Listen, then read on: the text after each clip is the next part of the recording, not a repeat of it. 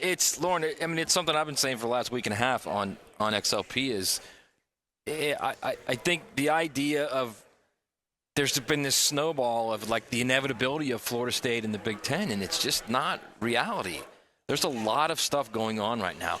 I'm not saying it's not going to happen. All I'm telling you is unless the ACC implodes, they're not going to the Big Ten, and they're certainly not going to the SEC. So I think the problem right now for Florida State is it's a number of things, okay? But I think more than anything, it's right now the presidents in the Big Ten don't think they would be a good partner. And by partner, I mean when you're in a conference, you're in it together. You do things together, you pull together, you work with each other. What they're doing with the ACC right now is not. And I want to make this very clear. I understand what they're doing and why they're doing it because it's untenable what they're doing, sitting in an area of the country, in a state like Florida, where one school in the state is going to earn $80 million in media money, and they're going to get $40 million. So I get all of that. I understand it. But I think the way they're going about it so publicly and going after the ACC, going after the ESPN contract, trying to get the contract out in public, that is not good. It's not good.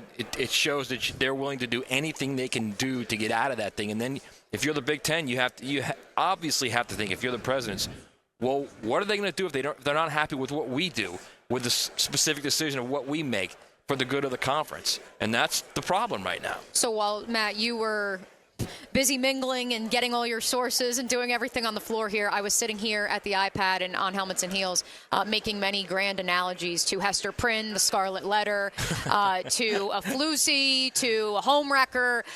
But I don't think I'm out of line in saying that would be the purview of Florida State, that they would be somebody who is willing to take whoever wants to be their dance partner. And if you're the Big Ten or the SEC, you would come across as almost a home wrecker if you succumb to these advances from them. Yeah, I mean, it's certainly part of it. And look, there's an argument to be made that, both the Big Ten and the SEC are not saying anything because they don't want to be part of any tortious interference legal suit, which I get completely. But I'm telling you right now, the people that I'm talking to, both in the Big Ten and the SEC and industry sources, they're making it very clear, very, very clear that the way Florida State is going about this is completely wrong.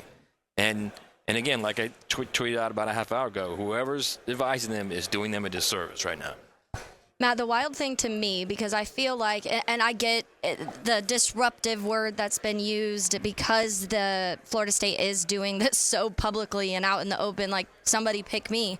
But it's interesting. The interesting side of it to me is that you would think a conference, let's say the Big Ten, who we talk about, it's money. It's a lot of this is all about money when when they're adding teams to their conference, and eyeballs is what drives money.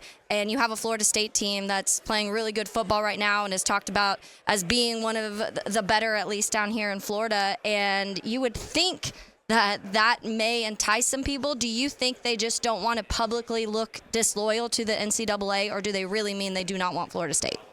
No, I think it's a number of things, Taylor. I think it's, we've come so quickly in such a short time as far as what matters in realignment and expansion. It used to be where it was all about television markets. Remember that? You get the Houston television market, or you get the Washington. I already made the reference to Raleigh-Durham. That's a focal point for a lot of people. And streaming has eliminated all of that. So now it comes down to, who's playing hot, what programs are hot, and what programs do you feel like have the ability to sustain through the long haul, and who's going to be a good partner.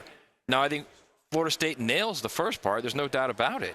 The second part is an issue. It's not only just what's going on with the ACC. Florida State is not an AAU school, which every school but Nebraska in the Big Ten is an AAU school. And Nebraska used to be an AA school, but they got out of it after they had some kind of argument with land grant funding. So that's big in the Big Ten, the AAU designation, and Florida State is not part of. That's part of the process. It's a lot of things, Taylor. I think it's, as much as anything, I keep hearing this word too. It's not just the partner. It's over and over. I keep hearing the same word. They're not a fit. They're not the right fit.